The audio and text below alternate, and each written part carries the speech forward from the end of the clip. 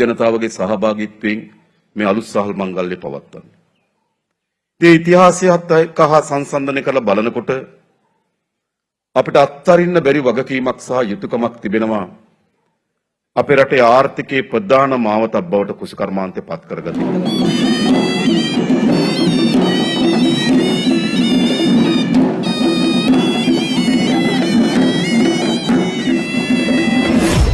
ලංකාව කුෂිකාර්මික රටක්. ඒ කියන්නේ ලංකාවේ බිම් ප්‍රමාණයෙන් 11%ක් විතර තියෙන්නේ වාරික කර්මාන්තය තියෙනවා. ඒ කියන්නේ වෙන විදිහින් කිව්වොත් තම සරලව කිව්වොත් වීගොවිතැන කෙරෙන්නේ. මේක දීර්ඝ කාලයක්. බුද්ධහම එන්න අවුරුදු 2500කටත් එහා මෙවැනි තත්ත්වයක් තියෙනවා. ඊටත් එහා. ඒ කියන්නේ වීගහේ ලංකාවේ ආරම්භය ගත්තොත් හුඟක් ඈත. මේ රටේ පාරම්පරික ගොවිතැන සහ පාරම්පරික බීජ ධාන්‍ය වර්ග, එළවලු වර්ග, වී වර්ග 1447ක් අපි මේ වෙනකොට අඳුරගෙන තියෙන ඥාන සම්පත් එක ඇතුලේ අධික දීපිෂර වල තැන්පත් කරලා තියෙනවා. එයින් මේ ග්‍රෑම් 5ක වගේ පොඩි ප්‍රමාණයක් තමයි අපිට හම්බ වෙන්නේ. ඒ ගේන ග්‍රෑම් 5න් තමයි අපි මෙච්චර මේ බෝකල 264ක් බෝකල තියෙනවා. එhmenan මේ කොයි ඔය ව්‍යාපාර කරන කොයි ව්‍යාපාරිකයද කොයි ගොයියද ඔය මහ පරිමාණයක් කරනවා කියන මේ වගේ මේ ඥාන සම්පත් එකෙන් බීජවලපයක් ගෙනත් තියෙනවා. ඒ ගෙනාවොත් අපි මේ ගෙන විශ්වාසවල මෙන්න මේ වගේ නම්බර එකක් තියෙන්න ඕනේ මේක. මේ නම්බර එකක් තියෙන මේ නම්බර එක තමයි මේ එතනින් දෙනකොට දෙන අංකය. මේකට අපිට පුළුවන් දැන් ඔයා මසුරන් ගෙනාව ඥාන සම්පත් එකෙන් මසුරන් ගෙනාව නම් ඒ අංකය මොකද්ද කියලා අනිවාර්යයෙන් මෙයාට පුළුවන් අංකේ ඉදිරිපත් කරන්න. එතකොට පුළුවන් අපිට අපි මසුරන් ගෙනලා තියෙන මේ අංකයට එහෙනම් ඥාන සම්පත් එකේ මතුරන් කියලා දෙවර්ගයක් හෝ තුන් වර්ගයක් හරිදෙන මේක හරි එක මොකද්ද කියලා අපි කෙලින්ම ඒකේ ගුණාත්මක භාවය මොකද්ද කියන එක තේරුම් කරගන්න අපි කෙලින්ම ඒ දේ යුතුයි ITI එකට. ඊගාවට මේ වගේ සෑම එකෙම අපිට නම්බර එකක් හම්බ වෙනවා. මේ හම්බ වෙන මේ නම්බර එක අනිවාර්යයෙන් මේ නම්බර එක තමයි අපි එතන වී තැන්පත් කරලා තියෙන්නේ. දැන් මීට අමතරව මගේ වී හා තැන්පත් කරනකොට නම්බර එකක් නැති නිසා මම සොයාගත්ත වී වර්ග මේ තැන්පත් කරනකොට GS කියන්නේ ගුරුසිංහ කියලා තමයි මම GS කියලා ගහලා ඒ වෙනමම මගේ මේ දීපිෂර එක මගේව තැන්පත් කරන ඥාන සම්පත් එකෙන් පිරිසිදු කරලා ඉදිරි පරම්පරාවට මේවා ලබා ගැනීම සඳහා. ඒ කියන්නේ ලංකාව කුෂිකාර්මික හතින් වී කියන සාකය ඊටාම ඉහළ අපේ සංස්කෘතියේ තැනක් ගන්න. මේක තමයි අග්‍ර ආහාරයක් හැටියට අපි අපේ දේවාලවල එහෙම නැත්නම් අපේ පන්සල් වල අපි පිරිනමනවා.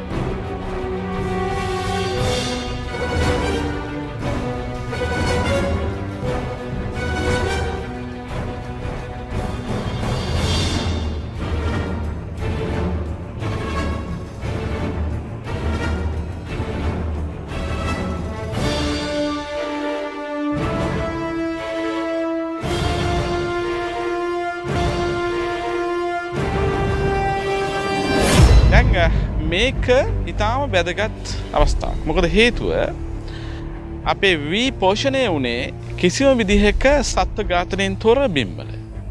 කිසිම සත්ත්ව ඝාතනයකින් තොර ඒ කියන්නේ කෘමි සිව්පාවෝ සියලු දෙනාටම සාධාරණ ඉෂ්ට වෙන විදිහට තමයි අපේ වී ගොවිතැන සිද්ධ වුණේ. ඒ හින්දා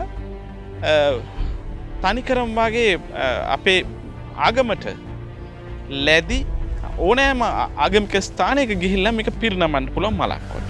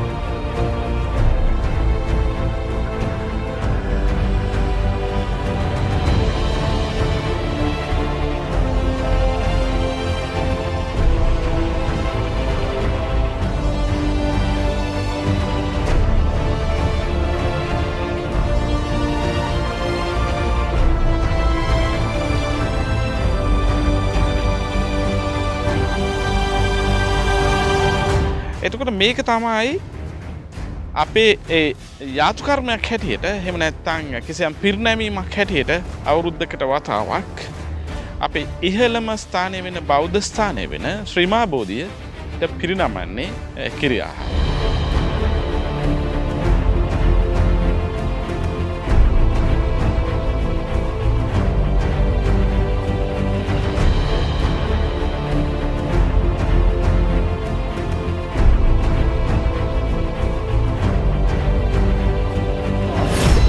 ඉතින් මේන් කියා සිටින ප්‍රධානම වාක්‍යයක් තමයි ප්‍රධානම අංගයක් තමයි අපි විගොයිතන කරන්නේ මේ තියෙන අවිහිංසාවාදය පදනම් කරගෙන කියලා. එතකොට මේක අපි අතින්ම ඉවත් වෙලා තියෙනවා පහුගිය අවුරුදු 30 ඇතුළත. 30 ඇතුළත විගොයිතන සඳහා අපි භාවිත කරන අපි වෙත පැට වූ කිසියම් විදිහක වී වර්ග හා වෙනත් බෙහෙත් වර්ග ඒවා ක්‍රිමිනාශක වර්ග ඊළඟට වෙනත් සත්ත්ව හිංසා පදාර්ථ මේ සියල්ලම එකතුව තමයි බවන්නේ. තවදුරටත් මේ වගේ ස්ථානයක ඊටාම ගැඹුරු සංවේදී ස්ථානයකට මේවා ගෙන යන්න බැරි තරමටම නැති වෙලා. ඒ කියන්නේ මේක නොහැකියාව නෙවෙයි. අවුරුදු 10 ගණක් පැවතුණු අපේ සම්ප්‍රදාය තමයි වීගහේ සම්ප්‍රදාය තමයි වීගහ හැම වෙලාවෙම ඊටාම සත්ත්ව ඝාතකෙක් නෙවෙයි ඊටාම අවිහිංසාවාදී වියත් යතිවරයෙක් වගේ තමයි නිගහ වැඩුණේ. ඒක තාමත් ඉඩ කඩ තියෙනවා. ඒ වී වර්ග තාමත් තියෙනවා. මේ කන්නේ මම බෝ කරලා තියෙන මේ රතු සූදුරු කියන එක මේක මාස 3 මාර රාත්‍රියට යන්නේ පොඩි වී ඇටයක් තියෙන මේ ආල් ඇටේ සම්බ ඇටේ වගේ පොඩි රතුයි. මේක විශේෂයෙන් මේ අපි අපේ ගොවි මාත්‍රන්ට ලොකුම ගැටලුවක් තියෙන මේ වෙනකොට මේ ගස් උස යාම සහ ඇද වැටි. ඒකට ප්‍රතිචක්ෂණයක් තමයි අපිට මේ රතු සූදුරු මුරුංගකායන් ගෝනබාරු දික්වි මේ ප්‍රචලිත කරන්න ඕනේ. මොකද ගොවි මාත්‍රුන්ට මේ ඇද වැටීමේ ප්‍රශ්නෙට එකම පිළිවෙම තමයි මේ වී වර්ග 4 5 දුන්නට පස්සේ. මේක අපි බලනවා ගොවි මාත්‍රුන් අතර මේ කන්නේ ඉඳලා දිගටම වගා කරන්න බලාපොරොත්තු වෙනවා මේ ගොවි මාත්‍රු මේක දැනට විශාල ප්‍රතිචාරයක් දක්වලා තියෙන මේ කුඹුර බලන්න අප සෑම කෙනෙක්ම මේ තියෙන සුදු හිනට ගහ. මේ ගිය කන්නේ සුදු හිනට තමයි මේ ජය දන්නේ. සුදු හිනට විශේෂත්වයක් තියෙන මේ වෙනකොට ITI එක කාර්මික තාක්ෂණ ආයතනයෙන් ප්‍රයාගන්නපු වී වර්ග වලින් සුදු හිනට තමයි ගොඩාක්ම ගුණාත්මක භාවය වැඩිපුර තියෙන්නේ. මේකේ අසන පොඩක් අඩුයි. මේකේ තියෙන අර වී කරලේ එන ඇට පේලිය විතරයි. රතු සූදුරු වගේ පේලි දෙකකට එන්නේ නැහැ. එක පේලියට දෙන්නේ. ඒක නිසා මේකත් විශේෂයෙන් මේ ITI එක කරපු පරීක්ෂණ වලට විශේෂයෙන්ම දැනට තියෙන එකටම තියෙන දේ තමයි සුදු හින. මේක තමයි ගුරුසිංහ වී කියන එක. මේ කියන්නේ මේ මගේ නමෙන් හදපුවානේ මේ ඥාන සම්පත්තකේ දැනට අවුරුදු 2000කට විතර ඉස්සරලා අපේ ඥාතින් වෙන්න පුළුවන් ඒගොල්ලෝ හදපු වියක් තමයි ගුරුසිංහ වී කියන්නේ. මේකත් මේ ලොකු අසන්නක් තියෙනවා ඇද වැටින් ගොඩක් අඩුයි. ගහේ එක ගහේ පඳුරු ගස් 50 විතර දක්වා තියෙනවා. මේකේ තර සුවඳලට වගේ පාට වෙනවා දැනට කඩු වුණාට එන්නෙන්නම මේක පාට වෙලා රතු පාටට මෙන්න මේ පාටට මේක වුණ මේ සියලු මැට ටික. මේක තමයි දික්වි කියන්නේ. මේකත් අර ITI එක හදපු දික්වි මසුරන් ගොඩ හිනට සුදු හිනට අතරින් තමයි මේක හදලා තියෙන්නේ. මේකත් ලොකු අස්චානක් වෙනවා. මේකත් අද වැටින් ගොඩක් අඩුයි. මේ ගස්වල ලොකුම මේ හයියක් තියෙන ගස්. ඒ නිසා විශේෂයෙන් මේකත් අපි බලාපොරොත්තු වෙනවා මේ ඉදිරි කන්වලදී අපේ ගොවි මහත්තුරුන්ට අඳුර දෙන්න. මේක මේ විශේෂයෙන්ම මේ අද වැටීම අඩුයි සහල් ගුණාත්මක භාවය වැඩි ආශයන්කට යන්න පුළුවන්කම තියෙනවා. මේකත් මේ අනිවාර්යයෙන්ම මේ අවසානයේ ඉඳලා මේක පොඩි නණ්ඩුවක් වෙනවා. ඒ නණ්ඩුවත් විශේෂයෙන් මේකට බලපානවා. විශේෂයෙන් මුරුංගකායන් වල ඒ නණ්ඩුව අනිවාර්යෙන් තියෙන. මේක නණ්ඩුව ටිකක් අඩුයි. මේක දින පව වෙලා වපුරොත් තමයි ගොඩක් නණ්ඩු හැදෙන්නේ. නැත්නම් මේක නණ්ඩු වෙන්නේ නැහැ. ඒක නිසා මේකත් මේ වල් ඕන තරම් ඇවිත් තියෙනවා. ඒ වල් ආවට එක වල් එකකට අපිත් එක්ක එන්න බැරි වෙලා. මේ තියෙන ගොඩ හීනට. මේක සාමාන්‍ය මේ වතුර අඩු තැන් වල තමයි මේ ගොඩ වගේ පිටින් වගේ තමයි ඇතුලේ තියෙන්නේ. මේකෙත් අර ITI එක හදපු දික්වි මසුරන් ගොඩ හීනට සුදු හීනට අතර තමයි මේකට අරගන්න අතර තමයි විශේෂයෙන්ම වැඩිපුර අපි වල තියෙන්නේ. අනිත් වී වර්ග 32ක් වල තියෙන 32ම සංරක්ෂණය කිරීම සඳහා මොනවටද මේට පළාතට හරියන්නේ මඩට ගොඩට කරමැට්ටට කොහමද හරියන්නේ ආශයන්න කොහමද අද වැටීම් කොහමද පෝර භාවිතය රසායනික පෝර නැතුව ඒක නිසා පෝර භාවිතය කොහමද ඒක තමයි අපි මේකෙන් විශේෂයෙන් බලාපොරොත්තු වෙන්නේ. දෙමවුන් කරපු වී වර්ගෙන් පළවෙනිවට හැදෙක තමයි මුරුංගකායම්පත් කරපු එක ඒකේ මේ තියෙන්නේ ඒක කරලක් මේකේ මේ ගස් ඇද වැටීමට ලොකු විශාල පඳුරක් තියෙනවා. මේ තියෙන ඒක පඳුර. මේක එක ගොයන් ගහක ගස් 20ක් විතර තියෙන මේක. පාරම්පරික වී වල දැනට ලංකාවේ අපි වී වර්ග 260ක් සංරක්ෂණය කරලා තියෙනවා. තියෙන වී වර්ග 1447න් දැනට වල් පාලනයේ එකම ප්‍රතිකාර තමයි මේ සුලයි කියන්නේ. මේක ටිකක් ගැටලුව තියෙන මේක ඇදගෙන ඇද වැටීම වැඩි. මේක සාමාන්‍ය පොක්කාරේ සුදුහිනටි වගේම තමයි ඇටයක්. මේක ටිකක් පොඩ්ඩක් ඇටේ දිගයි. මේක තියෙන්නේ මේ දැන් හාල්ලට හැම එකේම දේශීය වී වර්ග 147ම වී ඇටත් වෙනස්. මේක තියෙන මේ අග නණ්ඩුව. ඒ නණ්ඩුව තියෙන්නේ පැත්තේ. මේකේ පොක්කාලි ඇටෙත් තියෙනවා. ඒක තියෙන්නේ මැදි. මේකෙත් ලේන පිට ඒක තියෙන්නේ පත්තු පෙරමල් ඇටේ වගේ ලේන පිට තමයි. ඒක නිසා මේක මේ වී වර්ග වල අඳුර ගන්න ගියාම විශේෂයෙන්ම ඔය එක එක වී වර්ග වල මේ පාට වෙනස්. දැන් මුරුංගකාන් ගත්තොත් ලා පාට. දැන් මේක ගත්තත් මේකත් අමුතු පාටක් තියෙන මේ හාල් වල පාට නෙමෙයි මේ නිකන් අමුතුම මේ තියෙන එළ පාටක් තියෙන මේක ලස්සනට මේ දැන් වුණබරු ගත්තොත් මීට වඩා තදයි. පච්ච පෙරමාල් මීට වඩා තදයි. මඩතවාලු මීට තදයි. සුදීනට මීට තදයි. එතකොට මේ අතර තියෙන එකක් තමයි මේක. මේක තමයි හතදාවී කියන්නේ. එතෙම අපේ විලේ තියෙන දැනට මාස 7 6මාර 5මාර 5 4මාර 4 3මාර 3 2 මේකෙන් අඩු ආයසම ගොයන් ගහක්.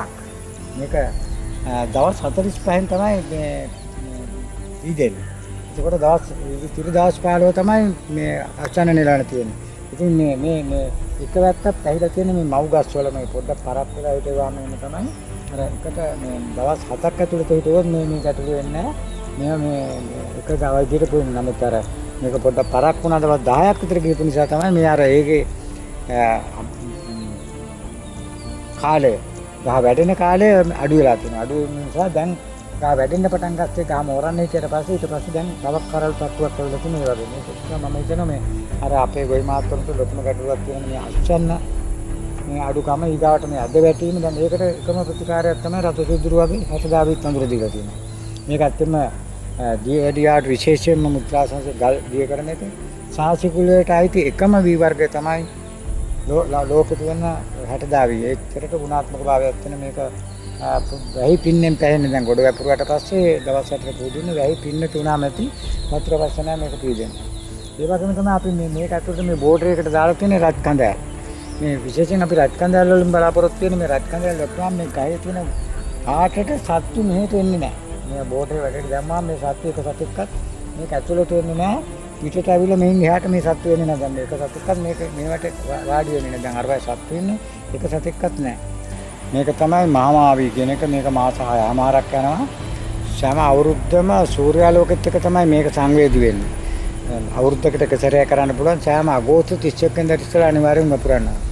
අගෝස්තු 31 වෙනිදා වපුරුනොත් ඊළඟ කන්නේ සැප්තැම්බර් ඔක්තෝබර් මාසවල ඊළඟ දෙසැම්බර් මාසෙ තමයි මේක පුදින්නේ.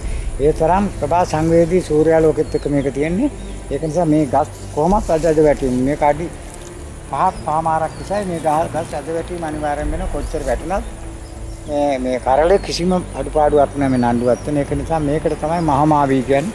විශේෂයෙන් මාවී වල නණ්ඩුවක් වෙනවා. ඒක අනිවාර්යම මේව දැනට ලංකාවේම තෙත් කලාපයක් වශයෙන් මාතර දිස්ත්‍රික්කයේ පාලකුව මේ වගේ ප්‍රදේශවල තමයි දැනට ලංකාවේ තියෙන අනිත් පරිවල ගොඩක් අඳගෙන ගිහලා තියෙනවා. මේ දැන් අපිත් මේ සංරක්ෂණය කරගෙන යනවා. මේ ඉදිරි කන්නවලදී ගොවි මහත්වරුන්ට මේ අඳුනා දීමටත් එක කන්නයක් වැඩ කරන නිසා ගොවි මහත්වරු එක කන්නකට වැඩ කරගත්තොත් ලොකු අස්වන්නකට යන්න පුළුවන්. නිසා මේවා මේ සංරක්ෂණය කරන්න කියලා අපි බලාපොරොත්තු වෙන ඉස්සරහා. මේක සුරමණිය. මේකත් චූටි සම්බ එකක්. මේකත් මාස 4යි. මේක තුඟක් අස්චාන යනවා ගාංගක් කුස යනවා. ගා උස ගියාට වැටුනොත් වැටුනාම කුර ගාලා එන උතුරු කෑල්ල උඩට. ඒක නිසා මේකත් මේ විශේෂයෙන් අපි අපේ පාරිභෝගිකයට විශේෂයෙන්ම ඉල්ලන්නේ මේ පොඩි සාහල් නිසා අපි විශේෂයෙන් බලාපොරොත්තු වෙනවා සුරමණියත් මේ කන්නේදී වැඩි ප්‍රමාණයක් අපේ ගොවි මහත්වරුන් අතර යවන්න කොසේක මේව වගා කරලා එනකොට ඉතිරියදී මේ සංරක්ෂණය කරගෙන යාමට නම් මේ පාරම්පරික ගොවි කරන පච්ච පෙරුමාල් මඩතවාලු සුවඳල් වලට විතරක් මිනිස්සු යනවා නම් මේවා කවදා හරි අකාලේ මේවා නැත්තර නැති වෙලා යනවා. මේවා සංරක්ෂණය කිරීම තමයි ලොකු දේ. රජය හෝ යම් කිසි ආයතන තියෙනවා නම් මේ පුද්ගලික අපි වගේ කෙනෙක් කරන්නේ නැතුව මේවට බෑලා මේ සංරක්ෂණය විශේෂයෙන්ම මේ වැඩ පිළිවෙල කරන්න ඕන. මේකට ඉතින් ITI එක ડોક્ટર ප්‍රේමකුමාර සිරිමල් මහත්මයාත් මේ කාංචන අබේසේකර මහත්මයාත් තේජා හේරත් මහත්මයාත් අපිට ලොකු සහායක් දක්වන අනිවාර්යයෙන්ම මේ ගොවිතැන විශේෂයෙන්ම මේ කරගෙන යන්නේ. ඒ වගේම තමයි ඇත්තම කොළඹ දිස්ත්‍රික්කයේ නැතත් කර යුතු දිස්ත්‍රික්ක ලේකම්තුමා ඇතුළු ජයන්ත මහත්මයාලා සමීක්ෂණයක් කරගෙන යනවා මේ වෙනකොට ලංකාවේ පාරම්පරික සාල් වලට කෘෂිකර්ම දෙපාර්තමේන්තුව ගොවි ජනතාව කියන්නේ ඔය අස්වැන්න අඩු කියලා අපි මේ කන්න වෙනකොට අක්කරයක බුසල් 70ක් 72ක් පෙන්වලා තියෙනවා. රජයේ වී මේ වෙනකොට අක්කරයකට බුසල් 40 45 50 55 60ට ඇවිත් තියෙනවා. නමුත් අපි 72ට දික් වී ගිහින් තියෙනවා. ගෝණබරු 68ට ගිහින් තියෙනවා. සුලයි 65ට ගිහිල්ලා තියෙනවා. පොක්කාලි 66ට ගිහින් තියෙනවා. පච්චපුරමාල 70ට ගිහින් තියෙනවා. මේ වගේ ලොකු අස්වැන්නකට ගිහිල්ලා තියෙනවා. ඒක අපි කරන්න නම් පළවෙනි කන්නේ නෙවෙයි දෙවෙනි කන්නේ තුන්වෙනි කන්නේ වෙනකොට පොළොව සුවපත් වෙනවා නම් සුවපත් වුණාට පස්සේ අපේ ගොවිතැන මේ වගේ දිනු වෙන්න පුළුවන්කම තියෙනවා. ඊට අමතරව රජයේ ගොවිතැන එන්නෙම වැටෙනවා. මොකද රසායනික දාලා පොළොව හෙම්බත් වෙලා කාබනික ගතිය පොළොවේ අඩු වෙන්න කොච්චර රසායනික පොරේ දෙව්වත් නියමස්සන්න රජයේ වලට එන්නේ ඉස්සරහදී ඒක තමයි මේ දෙකේ වෙනස් තියෙන්නේ. ඒක නිසා මේක කවුරුත් අඳුරගෙන පාරම්පරික ගොවිතැනට කවුරුත් නැමිරි වෙලා මේ වැඩ පිළිවෙලට සකස් කරගත්තොත් මම හිතන්නේ ඉස්සරහ කන්නවලදී අපේ රටේ මේ බෝන වෙන රෝග මේ කුඩා ළමයාගේ ඉඳලා සෑම කෙනෙකුටම ලැබෙන මේක බේරගන්න එකම දේ තමයි කවුරුත් එක්කම දායකත්වය සකලා මේ පාරම්පරික ගොවිතැන නගා සිටීමට කටයුතු කරනවා.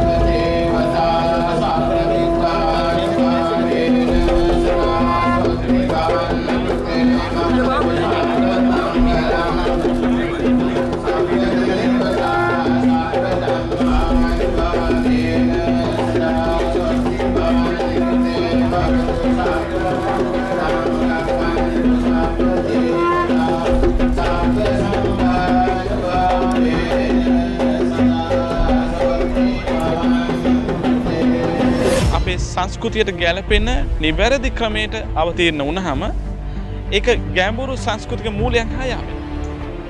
ඉතින් මෙවැන්නක් සිද්ධ වෙනවා අපේ ශ්‍රී මහබෝධිය ඉදිරියේ. දකුණු පළාත වෙනුවෙන් මුලින්ම පී ගුරුසිංහ මහත්මයාටයි ගරු ජනාධිපතිතුමන් අතින් මේ බිත්තර වී ලබා දීම සිදු කරන්නේ. මේ බිමෙහි වගා කරන්නට පුළුවන් බීජ වී ප්‍රමාණය වී ප්‍රභේද ගණන අපමණයි. මීළඟට නැගෙනහිර පළාත වෙනුවෙන් චින්තක විලයගොඩ ගොවි මහත්මයාටයි ආරාධනය. ගරු ජනාධිපතිතුමන් අතින් මීළඟට බිත්තර වී ලබා ගන්නේ බස්නාහිර පළාත වෙනුවෙන් අනුර ප්‍රනාන්දු මහත්මයා. රටේ හැම පළාතක්ම නියෝජනය කරමින් පැමිණි ගොවි මහත්වරුන්ට ගරු ජනාධිපතිතුමන් අතින් බිත්තර වී පිරිනැමෙනවා. ඌව පළාත වෙනුවෙන් තිලක් සුචරිත් රත්න මහත්මයා. වයඹ පළාත වෙනුවෙන් උදය ජයසේකර ගොවි මහත්මයා. ගරු ජනාධිපතිතුමන් අතින් මීළඟට බිත්තර වී ලබා ගන්නේ මධ්‍යම පළාත නියෝජනය කරමින් පැමිණි ගාමිණී ජයවංශ ගොවි මහත්මයායි. මීළඟට සබරගමු පළාත වෙනුවෙන් WMP හරිශ්චන්ද්‍ර ගොවි මහත්මයාට ගරු ජනාධිපතිතුමන් බිත්තර වී ලබා දෙනවා ඇති. උතුරු පළාත වෙනුවෙන් RM සුවඳරත්න මහත්මයාටයි ගරු ජනාධිපතිතුමන් අතින් මීළඟට බිත්තර වී බහර දීම සිදු කරන්නේ. උතුරු මැද පළාත වෙනුවෙන් බී රෝහණ ජයසිංහ මහත්මයාට දැන් බිත්තර වී බහර දීම සිදු කරනවා.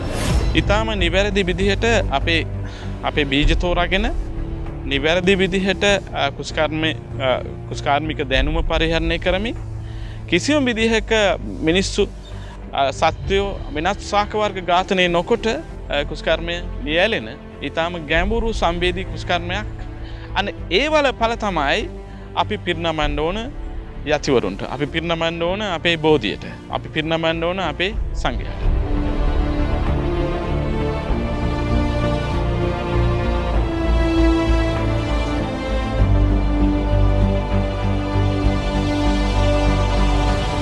මේ ශ්‍රී මහා බෝධියට පිරිනමන සහල් කුසලානය පිරෙන්නේ යතිවරුන් විසින් ප්‍රාර්ථනය කරපු සහල් වලින් නෙවෙයි.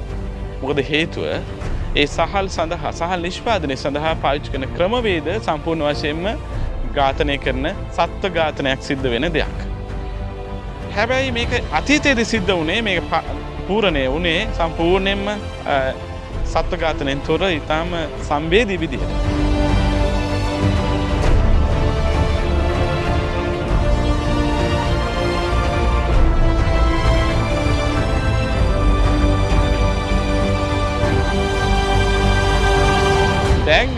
මේ කුසලානය පිරෙනවා. මේ කොහොම නිෂ්පාදනය කරත් මේ කුසලානය පිරෙනවා. හැබැයි මේ පිරෙන්නේ මේ සහල වසවිස ගහලා කරපු නිෂ්පාදන. හැබැයි දවසක මේ කුසලානය පිරුණොත් වසවිසෙන් තොර කුස්කර්මයෙන් ලැබෙන ඵලවලින් ඒක තමයි වඩා ගැඹුරුම දායාදේ. මේ සඳහා ඉඩකඩ ඕන තරම් තියෙනවා. මේ සඳහා මේ ගමනට ප්‍රවිෂ්ඨ වෙලා ඉන්නවා යතිවරු. ඉතින් ඔවුන්ගේ ක්‍රියාව ළඟදි දවසක මේ කුසලානේ සම්පූර්ණ වශයෙන්ම වසවිසෙන් තොර සහලින් පිරේවා කියලා ප්‍රාර්ථනා කරනවා.